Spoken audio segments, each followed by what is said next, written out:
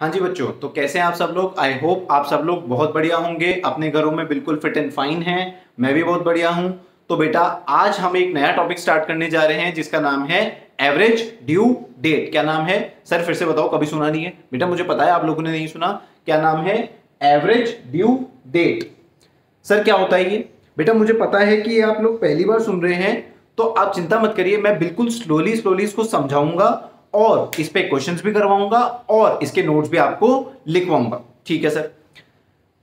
बेटा पहले आप इसका कंसेप्ट समझने की कोशिश करो कि एवरेज ड्यू डेट नाम का जो ये कंसेप्ट है वो इस दुनिया में क्यों आया है, वो इस दुनिया में क्यों आया है। उसके बाद हम देखेंगे कि आखिर ये एवरेज ड्यू डेट होती क्या है, ये एवरेज ड्यू डेट होती क्या है, और फिर हम ये देखेंगे कि ये एवरेज ड्यू डेट को कैलकुलेट कैसे किया जाता है। Sir calculation?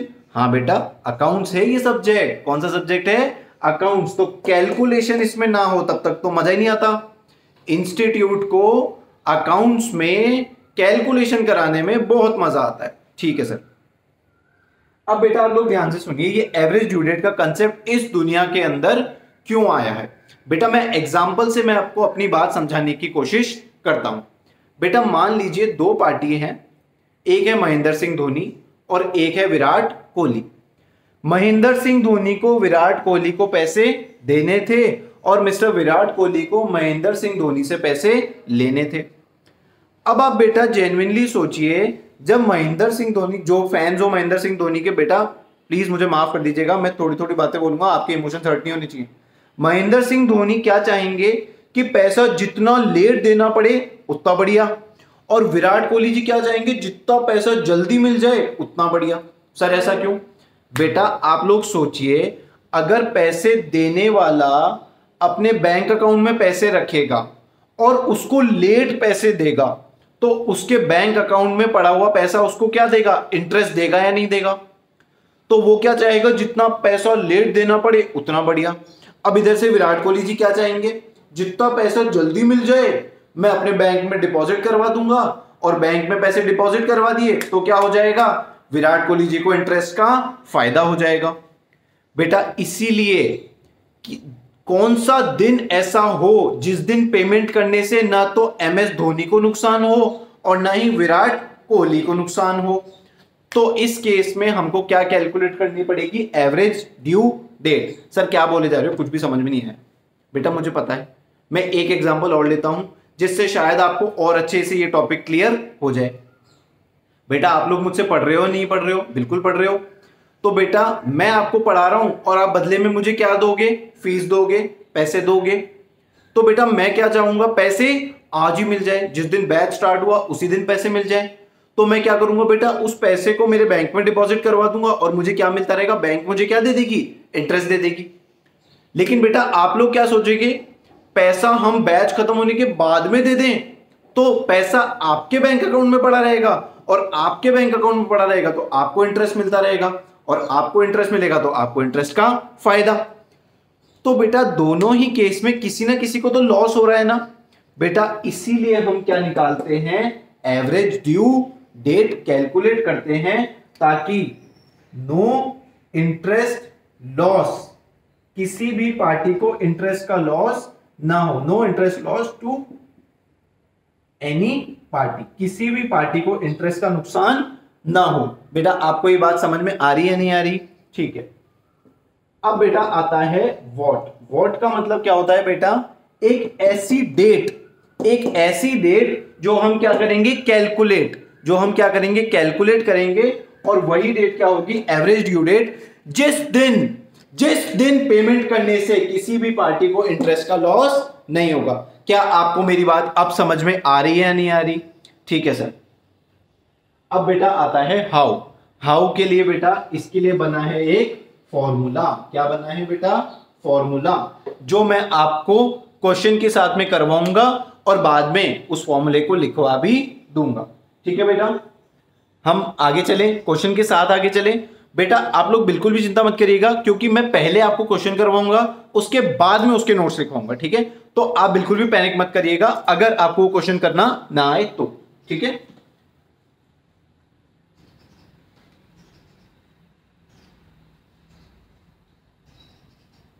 बेटा आप लोग लॉकडाउन में कहीं मस्ती करने इधर उधर बाहर तो नहीं निकलते ना?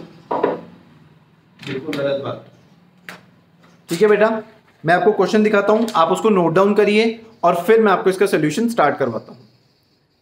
बेटा एक बार पॉज करके आप जल्दी से क्वेश्चन नोट डाउन कर लीजिए और मैं साथ में इसको पढ़ भी लेता हूं। ठीक है, question 1, following are the amounts due on different dates. बेटा आप लोग देखिए, अलग अलग दिनों पे कुछ अमाउंट्स ड्यू हो रहे हैं in between the same party. Same parties बेटा मतलब दो अलग अलग पार्टीज हैं, उन दोनों के बीच में 3 अमाउंट्स ड्यू है। कौन कौन से अमाउंट ड्यू है? 500 रुपए ड्यू है ऑन 3 जुलाई। बेटा हम इसको यहां ऐसे लिखेंगे,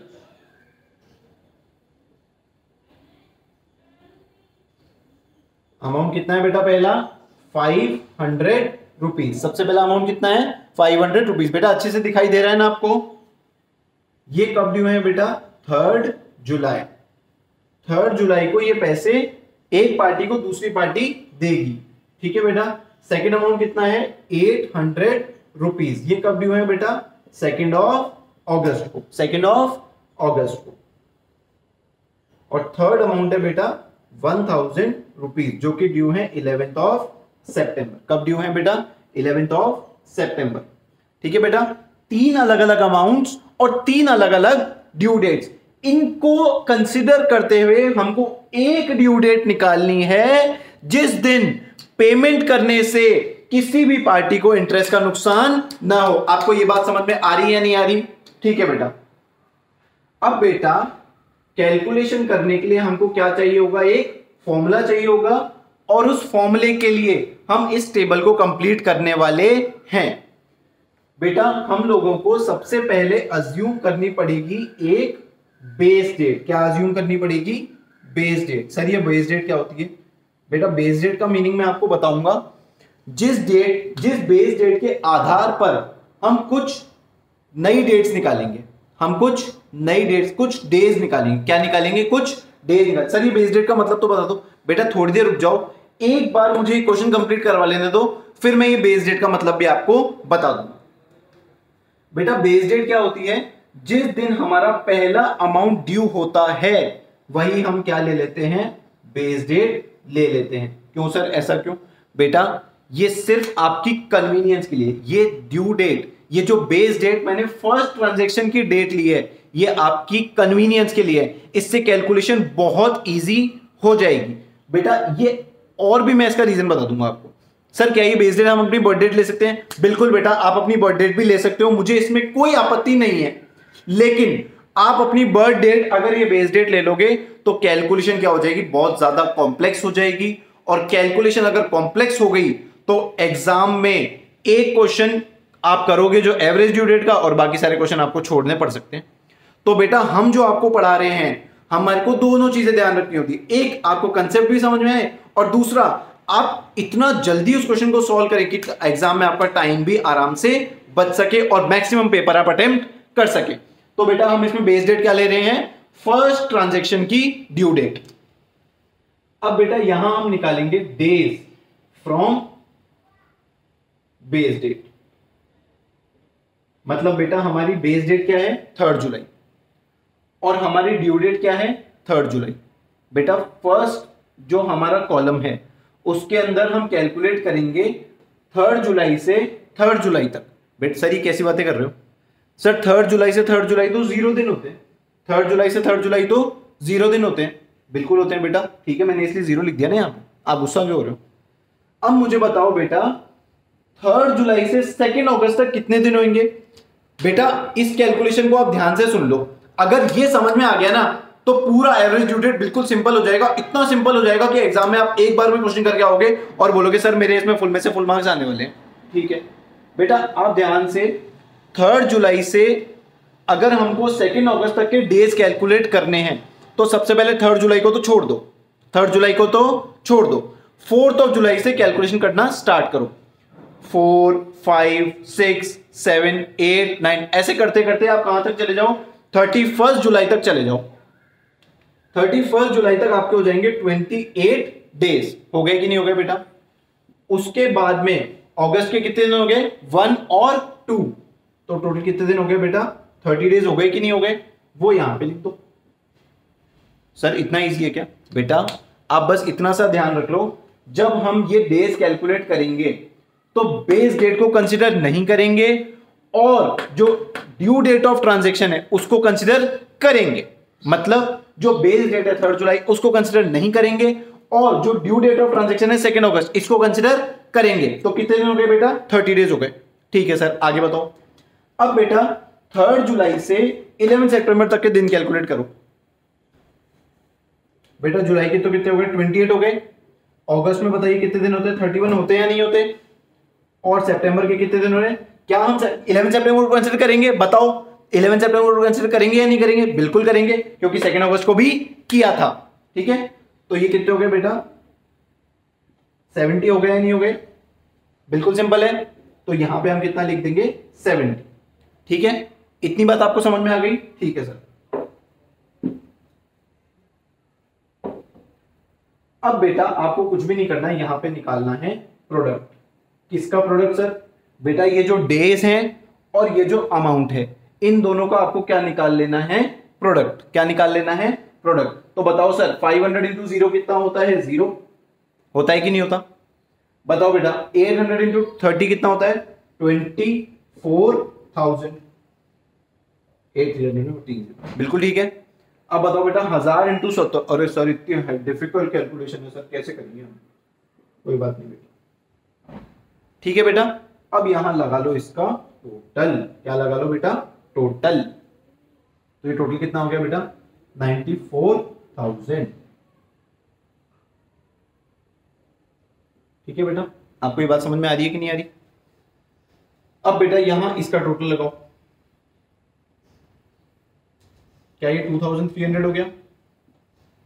5 और 13 और 1, क्या ये 2300 हो गया? ठीक है। अब बेटा आप बिल्कुल ध्यान से सुनिएगा, अब मैं आपको इसका फॉर्मूला बताने जा रहा हूं। एवरेज ड्यू डेट का फॉर्मूला क्या होता है बेटा? अब ये साथ साथ में नोट कर सकते हैं, या अगर अभी तक नहीं किया हो तो एक बार आप पॉज करके इसको नोट कर लीजिए। बेटा एवरेज ड्यू डेट का फॉर्मूला क्या होता है? Base date. क्या लिखा हमने? Base date. सर ये बेस डेट क्या होती है? भूल गए क्या इतनी जल्दी? बेस डेट ये ली थी ना 3 जुलाई। वो क्यों ली थी वो मैं आपको बता दूंगा। अपना बर्थ डेट लेना है क्या बेस डेट को? नहीं। टोटल ऑफ प्रोडक्ट्स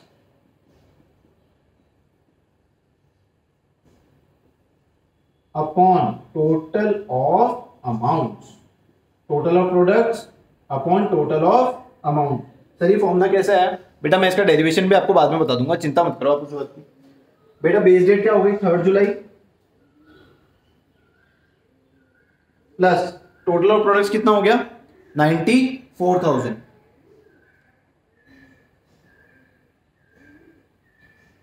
और टोटल ऑफ अमाउंट कितना हो गया? 2300। बेटा आपको ये दिखाई दे रहा है ना? हाँ सर। ठीक है बेटा, मैं यहां कंटिन्यू कर लूंगा। बेटा 94,000 को 2300 से डिवाइड करेंगे तो कितना आएगा? क्या बेटा ये 41 आएगा? बेटा अगर ये आ रहा हो तो इसको राउंड ऑफ कर दो। बेटा अगर ये फ्रैक्शन में आ रहा हो तो इसको राउंड ऑफ कर दीजिए। अब बेटा 3 जुलाई से आप 41 डेज काउंट करिए।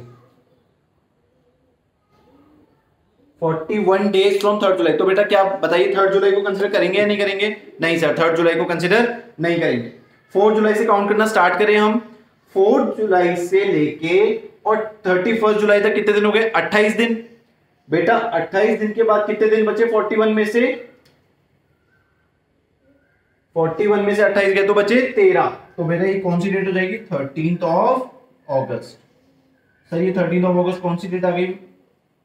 बेटा 13th of August average due date आ गई, जिस दिन अगर ये सारे के सारे पेमेंट क्रेडिटर अपने डेटर को कर दे, मतलब फर्स्ट पार्टी सेकंड पार्टी को अगर ये 2,300 रुपए पे कर दे तो किसी भी पार्टी को इंटरेस्ट का लॉस नहीं होएगा। कौन से दिन पे? 13th ऑफ अगस्त के दिन। आपको ये बात समझ में आ रही है या नहीं आ रही बेटा?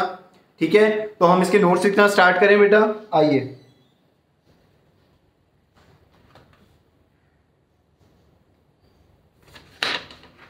ठीक है बेटा, आप इसको पॉज करके एक बार नोट डाउन कर लीजिए और फिर मैं आपको इसके नोट्स लिखवाना स्टार्ट करता हूं।